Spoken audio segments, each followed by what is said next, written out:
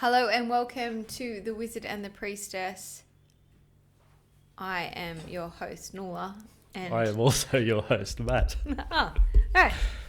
Welcome. Flawless start. Well, can't go better than that, I don't think.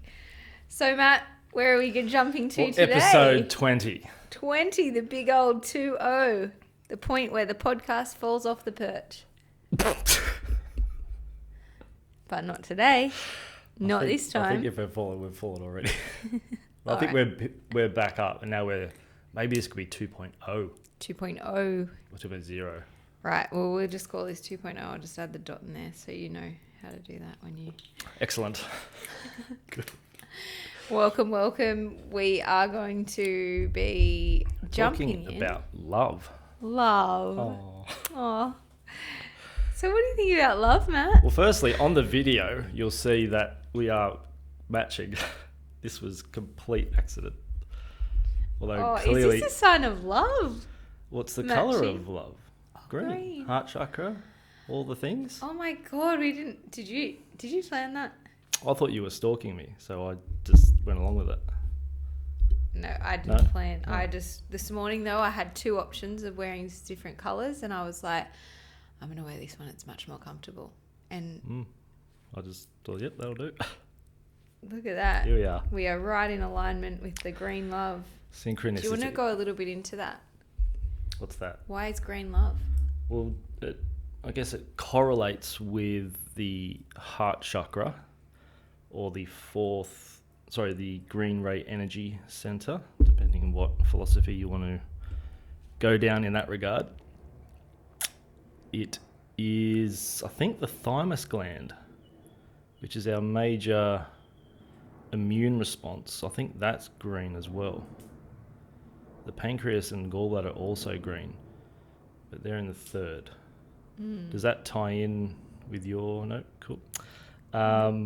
Green would be, green would be liver, gallbladder, would be wood. Are there colours in TCM? Yeah. Let's say you want to talk about that more. No, I don't, because we're focusing on love. Right. So most people think of love as more of a romantic context or a parental love. Yeah. I think the love that is very much unacknowledged is self-love and recognizing when someone's loving you. Right? So if someone makes you a cup of tea, for example, like I've done many times, that's an example of that's really sweet.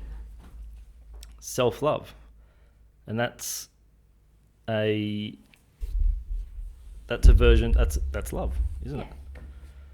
Yeah. But most people think of love as just love's only kind of existing between two partners or within a family unit or friendship or however that looks.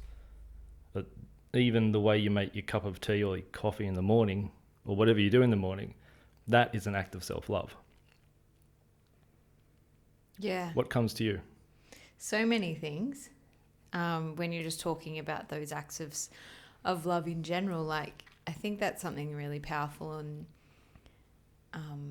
something to hone in on in our world and in our day-to-day is that we have the opportunity to give ourselves love and to give others love, and then obviously to the aspect of receiving that as well, which is really important and sometimes really hard for if you've grown up and conditioned to not receive love well or to be cut off from that. Yeah. And I would say that love is the universal vibration. And so if we really wanted to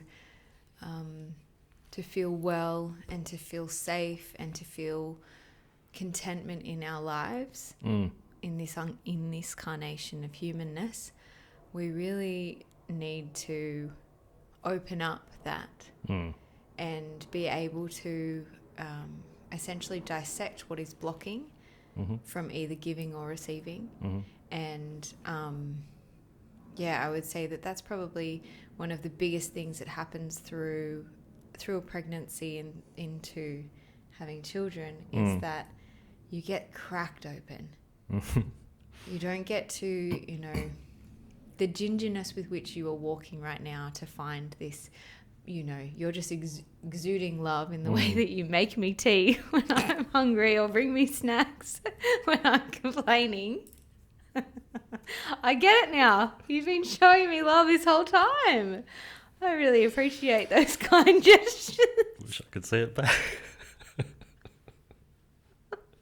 Unfortunately, I'm so full in the love department that I just don't have anything more to give. Yeah, it's evident. All right, I'm going to be better. I'll do better at that. We'll believe that one day. But it is something, it's a lesson learning, and it's, so I think that, so the gingerness that you get to walk to find this, beautiful flow for a mother that has a child, has the opportunity at the very least to be cracked open and to really feel that love in a way that it doesn't. Because that's the thing, like, love is beautiful in so many ways, but it's not always beautiful. And there's, beauty's in the eye of the beholder, so it's subjective as well. Absolutely. And, often we hear people saying that they do things for loved ones because they love them. Mm. And it's like this enabling aspect, or just being a parent, I do things for my kids that that has to happen essentially. But you do have to feed them. Yeah, I do have to feed them, man. That stuff, like feeding them, 5 meals a day. Selfish. What? Come on, just get to the 3 meal a day part. Then we can just eat together, which we tend to do. But anyway, they need more. Always want more. Yeah. And they're waking through the night, have to wake up. I can't just leave them. This poor little being wanting me. Anyway, so that these big sacrifice of love, and I've read that before where someone has noted that sacrificial love is not real love, and that and I would say maybe that is true in many ways, but as a parent, there's a point where, in terms of those specifics, so I'm not talking about actually sacrificing your mental, not martyrdom. Yeah, not martyrdom, but I'm saying that the essentials of parenthood, there's a part of that, I believe, that is, there's sacrificial love in that. Because I have sacrificed a lot of my world to ensure that I actually feel in many ways that part of me is, well, obviously the maiden in me is gone. So the mother in me is essentially, everything comes from love. And if it doesn't, or it's like, it's the opposite. So what do you think the opposite of love is? Anything that isn't love. Okay. So it could be, and I guess I'm talking about that feeling of discontentment and that feeling of everything just being really gentle and soft. And obviously there's points where that's, it is obviously a fluctuation. Life is fluctuating, but there is something really deep in that, when I am out of alignment in my mothering journey, it could be anything but love, It doesn't need to be, like, it could just be a moment of like, looking at that child going, shit. Or in other moments being like, I actually can't do this. I cannot do this. Like, what did every parent before me do? How is everyone pretending that this is like a simple thing? But it's because we're being tasked with so many things to do, so many layers of information, so many layers of things that we're doing that we would never, the human has never done before, especially the female human. And anyway, I just wanted to say that. So what about the stages of love?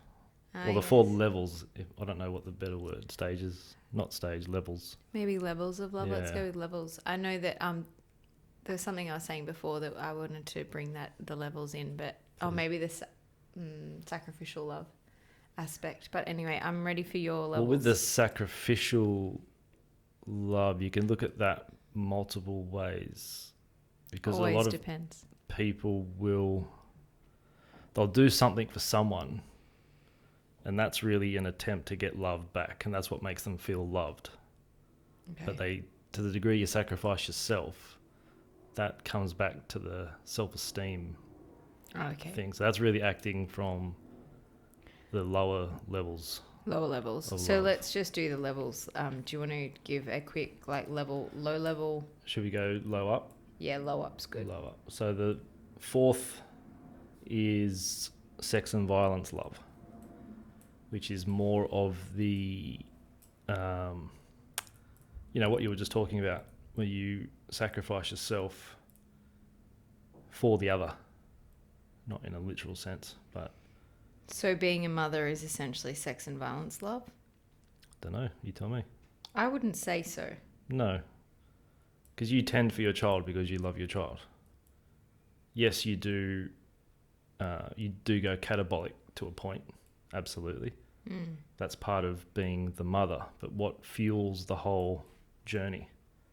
It's your mother archetype expressing itself through you. And that's expressed out of love. Yeah. So it feels like a sacrifice, probably mainly by perception, because of the way that our world has made us very self-centered and self-focused, and so therefore it feels more of a sacrifice. And we do like a label in our culture. Yeah, so there we have it. So there's my label. There's your But I think that's it. I think that's probably it, right? It's perception of that. I feel like I'm sacrificing my sleep for my child, but actually it's just an act of love, and it just feels, how I see and perceive things at this moment in time after having two small children waiting on my third feels very different to when I first had a child, although the love was so blossoming and so there after my first child. I remember about 6 months in, I was like, what? and this is tough. But there was also, it wasn't until toddlerdom that I really felt... Toddlerdom. Yeah, when my first child became a toddler, that I was like really tested, and Okay. We'll go into that another time. But okay, so sex and violence love. Can you tell us more about what that low level is? So it's sacrifice of self. Well, it is really. So I can give you an example. Years ago, when I was with an ex-girlfriend. This is. Before COVID. So okay. It was someone who lived a good hour and a half, 2 hours away. Okay, so distance love. Yep. Distance. Sure. But it was more of I sacrificed my time, my energy to do whatever I thought she wanted, needed. And it wasn't reciprocated, but I didn't mind at the time. I look back at it in hindsight, and obviously didn't work out. We would not have survived COVID. Anyway, so I did that at the time. Because I loved her, so I did it out of love. So for me, it was sustainable. Okay, because it felt okay. It felt fine, but then when it wasn't reciprocated for a period of time. Yeah. Well, for X amount of, because I didn't really pay much attention to it until it dawned on me one time. Why am I essentially spending $20 every time just to get there? Tolls and petrol and whatnot. So it kind of dawned on me that I brought it up in a conversation one time. She said, I just don't like going down there. So cool, that's awesome. Great. So that's it's quite comfortable and easy. You just pop up and you're here, and how nice for me. Yeah, it was great. So that's what I mean. That for me at that point became sex and violence love. Because then after that, I would go there and then think, well, this isn't going to kind of be bounced back to me. Yeah. And so that's kind of that's a non, well, whether it's violent or not, I think to the degree it plays with you and messes with you, that's the violence. Yeah, wow. So I've learnt that lesson.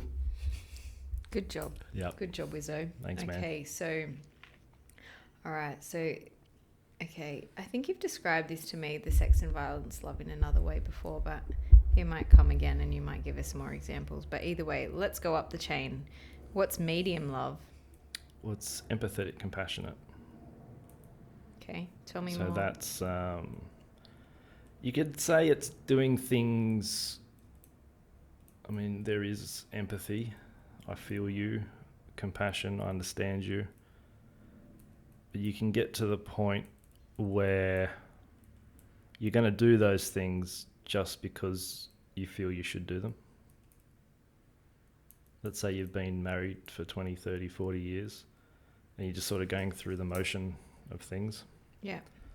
That becomes kind of out of empathy and compassion. All right. What is that for you?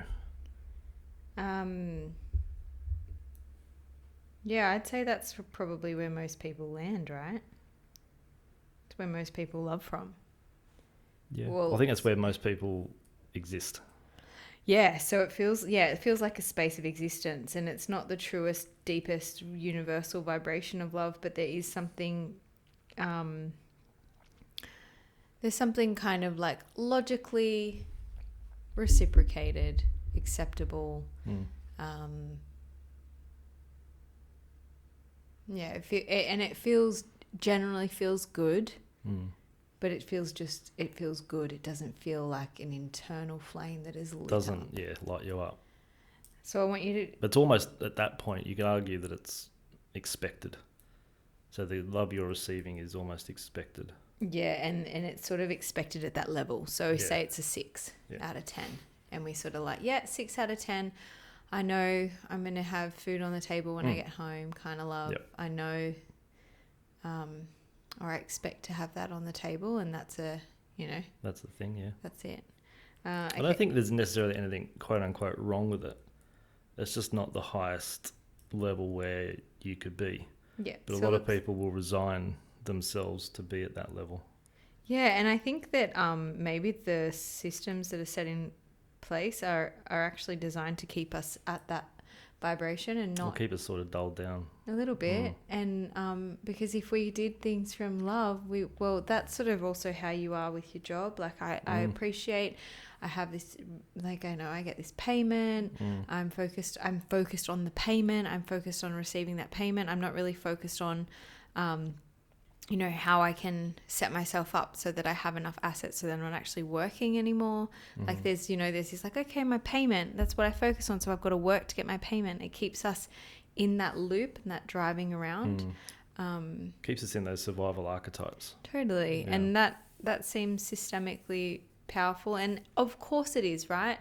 If we were all like entrepreneurial types, everyone would be very much for themselves, for their unit, and I'm not saying it would work.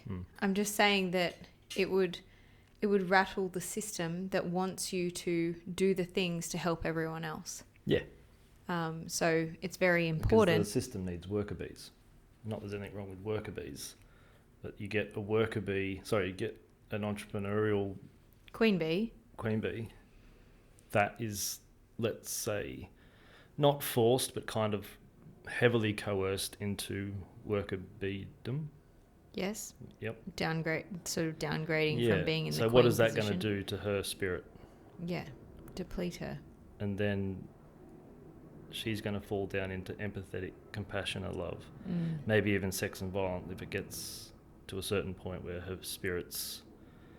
she perceives her spirit in someone else. Totally. Yeah.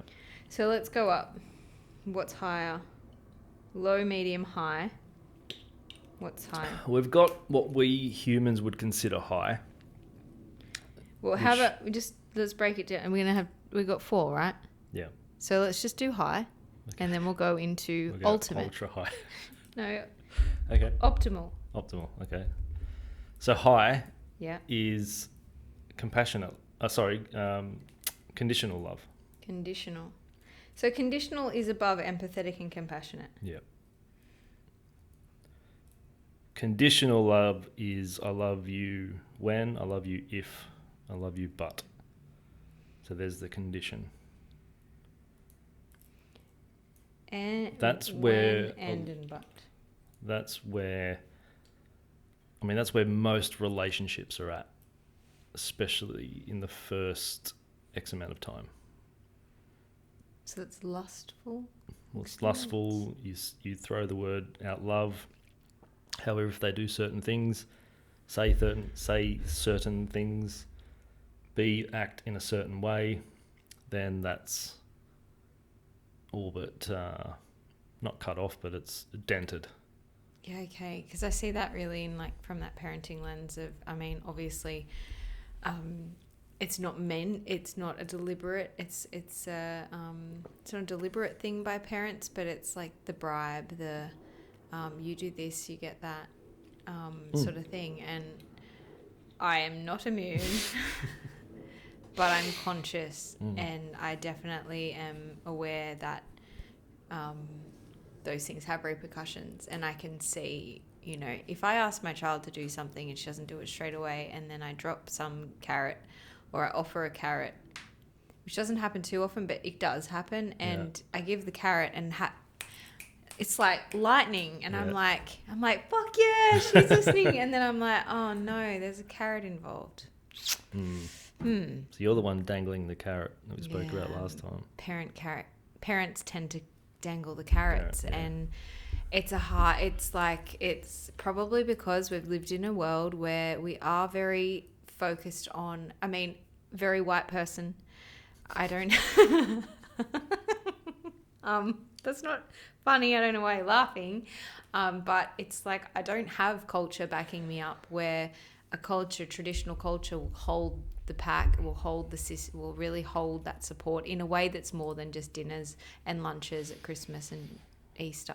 It's like, it's a deep interthreading of love. It's a woven web that holds you and houses you. And as a child, you should feel that. Yeah, it takes a whole tribe to raise a child, right? Yeah, it does to an extent, of course. But I think we're going to be able to adjust that to a functional point in time, hopefully. And I see this happening so there's so much trauma from the cultures that have been colonized and abused that their culture there's the web, but it's a bit of there's a web of a lot of like sex, violence, love going on in that. And so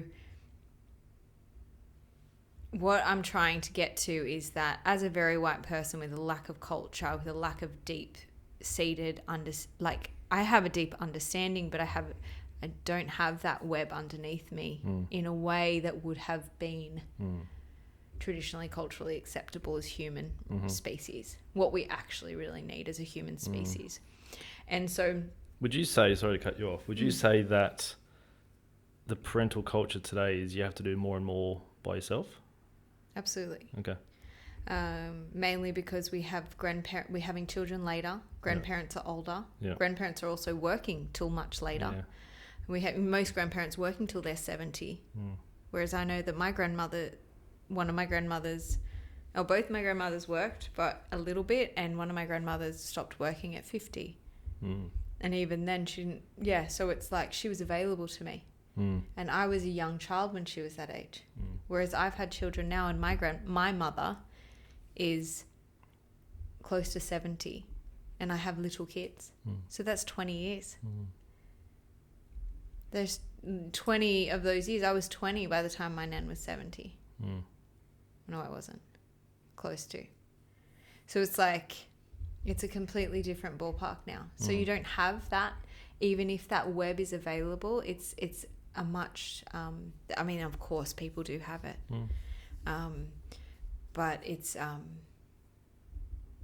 it's not the same because we don't live in packs of 100, and we don't, there's communities around that are doing the work and bringing it together and actually really leaning in. And I've definitely made a big intention to create that in my own world. But, you know, we don't have the aunties and the people that are just there to, just there.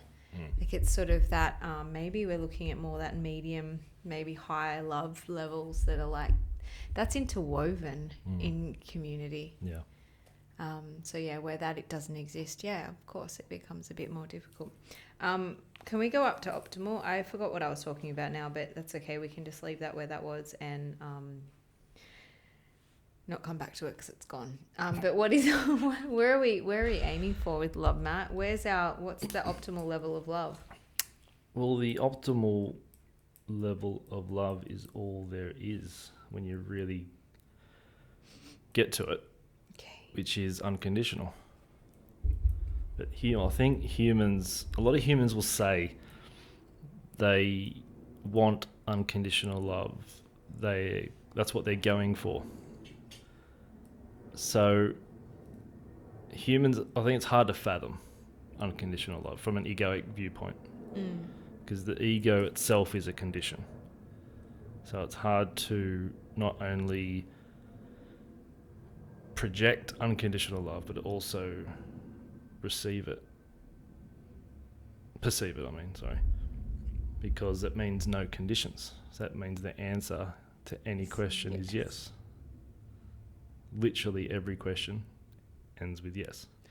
And so that wouldn't be then sacrificial love, because, for example, I could see that to some extent for a period of time where I will get up every moment that my child wakes and stirs and needs me. And my answer is yes. Every time. And most of the time it feels good. It's always, of course. Until, you're 6 months in and you're like, actually, this feels like a no. Yeah. Obviously, layers and levels, and important to really, reiterate that it's not, that's not how it should be. You shouldn't get to that point where you're like, But that's just compounded fatigue and everyday stress and all that kind of stuff. But that's human. Yeah. So we don't get to discredit it.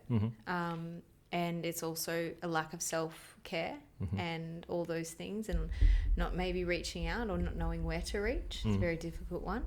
Or how to reach out, when everyone else is living really busy lives. I have had a bit of a shake-up, a few months ago with my, with a sickness in the family, and just kind of being a bit like, oh, wow, this is, I can drop everything for this.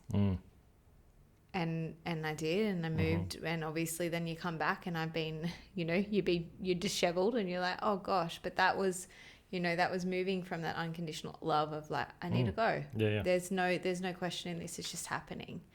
And how can I help, and how can I be of service, and what can I do to just support? So yeah, it is this,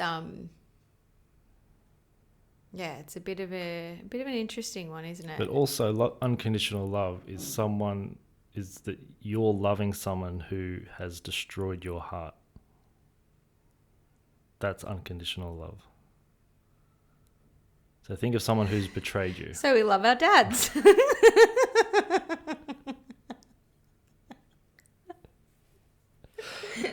Yep. That was a very sheepish yep. He won't listen to this, I know. It's totally fine. Nothing to worry about. But think of someone who's torn your heart out, who's really betrayed you, as an example. Okay, like an ex-boyfriend. Yep. Yep. Now, in the moment of either you finding out or him doing that or whatever that looks like, was that unconditional love? Absolutely like not. Now you can look back at it and send him love and all that kind of stuff. Yeah, for sure. But at the time, we perceive that we're the only ones who have ever been hurt. Yeah. Yep. And then the victim archetype plays its role. And then it's funny when a patient would come in who essentially is playing the victim. I would always ask, well, how many people are in therapy because they met you? The answer is always null. 0 comment on that one.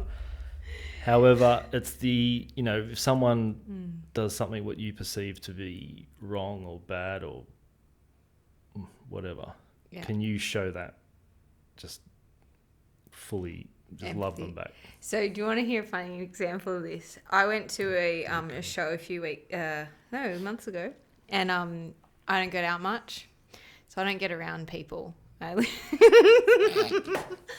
not around people very often, and anyway, there was a lot of people. I was at a show. Yeah, that's where people go.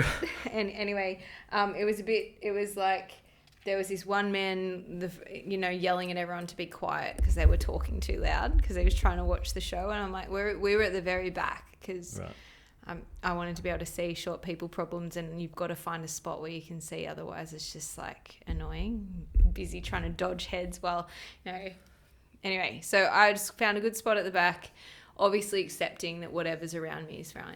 Yeah. I was in a bit of a state, mind you, so I was probably not in my highest power moment, but I was fine with him. I was giving him full compassion, and in my mind I was like, oh, you know what, I understand that you want everyone to be quiet because for you watching this band play is really important, and you want to be able to receive the gifts of the music, but you've chosen the very back of the stage where the bar is. Like, I don't know who you're going to yell at next. Anyway, that was okay. I was sort of like, okay, I fully get it. And then for the people talking, I'm like, I fully get it. You're here to have a nice time with your friends. Probably haven't gotten out much either, but you're having chats. Like, that's totally fine. Then after some time, there were these really, like, inebriated people, and I don't really drink much, obviously. And I guess, yep. Anyway, I was like, and they just kept, how good is his voice? How good is that? And the first few times I was like, yeah. Yeah, like it is. It's amazing. Yeah. The Teskey brothers are fantastic. Just really love them, and love listening to them and being in that presence of the space. But I was like held it together for like, I don't know. They probably played for an hour and a half, and so for the first like hour and 20, I felt hour and 10 maybe. I was feeling pretty good in that. Maybe not unconditional love, but I was just really like not battling my mind, but allowing my mind to kind of get judgy on people pushing on me, and I want to turn around, I'm pregnant, and also be like, at the same time, I'm like, that's okay. And like, even Hampus putting his hand on my shoulder, I'm like, oh, you're holding, like, it's too heavy on me. And then I'm like, he's trying to hold me. Okay. Yeah. Like, so I was obviously flipping from maybe low to optimal in those moments. I think you're going through the levels. I was leveling. I think I've seen those levels today. Yeah, there was a lot of levels today. A lot of levels. Anyway, I was experiencing that, and I was like, this is interesting, and I felt so good. And then like 10 minutes, 20 minutes before the end, I'm like, actually, everyone, fuck off. Like, love is dead. And I think I was just in such a, like, I'd worked so hard to, like, just compassionately accept everyone for it. There's this, like, this moment where I kind of set myself up behind the sound guy. So I was like super, super safe. No one big was going to stand right in front of me, but obviously someone was standing. This dude who was being the security guard for the sound dude stood right in front of me. And I'm like, you're cramping his style. You're in his way. Just stand a little bit. But he was obviously a sound guy, so he wanted to watch this dude in action. He wanted to see how he did the thing. So he was like right on top of him, hovering over him. I should have asked the sound guy how he felt about that. He probably didn't even care. But I was like, I made my most movement, and then I was like, how is that? I'm like, well, I was just attracting that in, right? But anyway. So anyway, it was a bit of a leveling. What's interesting with that, because what we perceive, all we really perceive is our thoughts and beliefs. So what was going through you at that time? What do you mean? What thoughts? Oh, he's complaining about him. So what's the belief really behind loudly. That? Can you tell me? I can't really think. Okay. I'll tell you your beliefs. Yeah, I don't know. Do you know what they are? Surely you kind of come to an establishment. It's almost like there's a, how dare you do that to me? Yeah, that type thing. Totally. I mean, yeah. Which we all get. For sure. I didn't. I get that every time I drive. That didn't come to my mind as such, but it's for sure. Yeah. There's an aspect of that victimhood that like flows through in those moments, and it's funny because I have another experience like I actually can't share that. It's too like. That's after midnight show. No, not even that. It's not about that. But anyway, my point is that there's moments, there's things that really annoy me and they really shouldn't. Like, Right. and Yeah. I'm like, there's a piece of belief system that sits in that victimhood in that moment and can't find that unconditional love space. Yeah. And I would say that that the unconditional love space feels like unreachable in many facets. However, there's something that I've been trying to call in with my own relationship with my partner, is that I'm like, I want to, when we get old, I want to be like that old Italian couple that like are so devoted to each other and just see love when they look at each other. And like, we used to see that when we first got together. And it's like, How long's it been? I think we'll be 13 years this year. Right, so it's getting serious. Yeah, a little bit serious. He's still my partner, so it's as serious as it comes.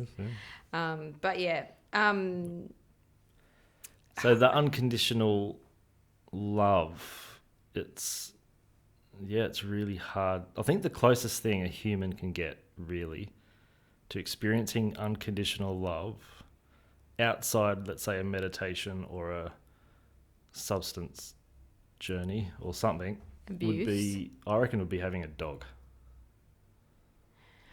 Okay, and I would say it's looking into your newborn's eyes. Okay, I haven't done that, but I have had a dog.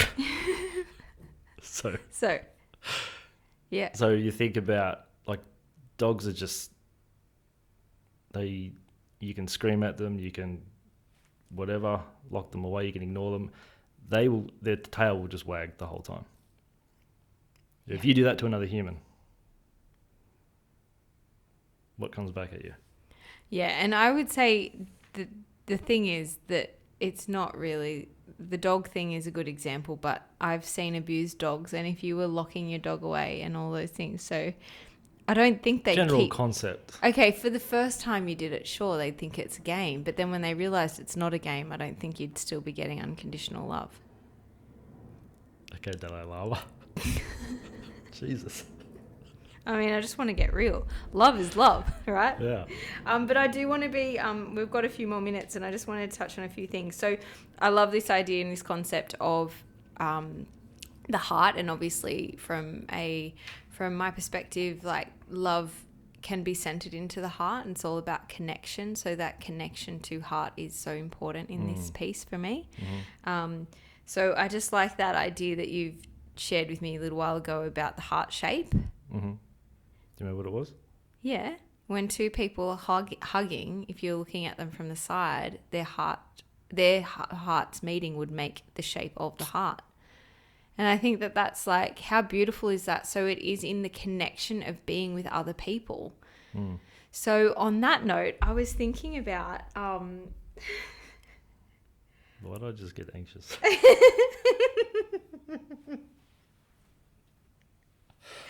I was thinking about creating Wizard Wants a Wife. So, ladies and gentlemen, actually maybe just ladies, because I don't think Matt swings both ways. Just one way. So we're going to open up this series. Really glad we have pre-episode meetings. Which You didn't come to it. You missed it. You missed the meeting. So I'm really excited. I'm going to do a bit of a... So Wizard Wants a Wife, and we are going to do a bit of a offering to like sacrificial offering. It's not going to be sacrificial. It's going to be optimal unconditional love option. But it'll be evolving. So watch this space, and I am very looking forward to how we can move. I don't see what could go wrong with this. Just, I mean, hey, have you? You're down for love. He's in. So yeah, we on just to really, we'll see any eligible what are we after, empresses out there. We are ready to receive your what's it called? Your what do you send in? audition this is your game show. papers. Audition papers. Send resumes. Yeah, your resume to thewizardandthepriestess@gmail.com. And I'm going to put together, I'm going to work with Matt to put together a few pieces that he is looking for in a wife. And I'm excited. The wizard wants a wife. I can honestly say I was not seeing this going where it's going. Well, you know what?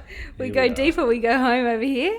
So I thought that was really fun. Awesome. So I'm really excited for this episode. I thought it was a great time to drop in 2.0, episode number 20, a new series that will be coming about Yes. called What's it called? The Wizard Wants a Wife. Oh, the wizard. Oh, yeah. Right. Wizard wants a wife. So hold your hats. It's good to know my anxiety was justified. How good. Like, I love that you fell into that. That's you really knowing knowing your heart in that moment. Thanks for listening. We'll keep you updated, and you will not miss a thing. Yeah. Have a great week. Bye, everyone.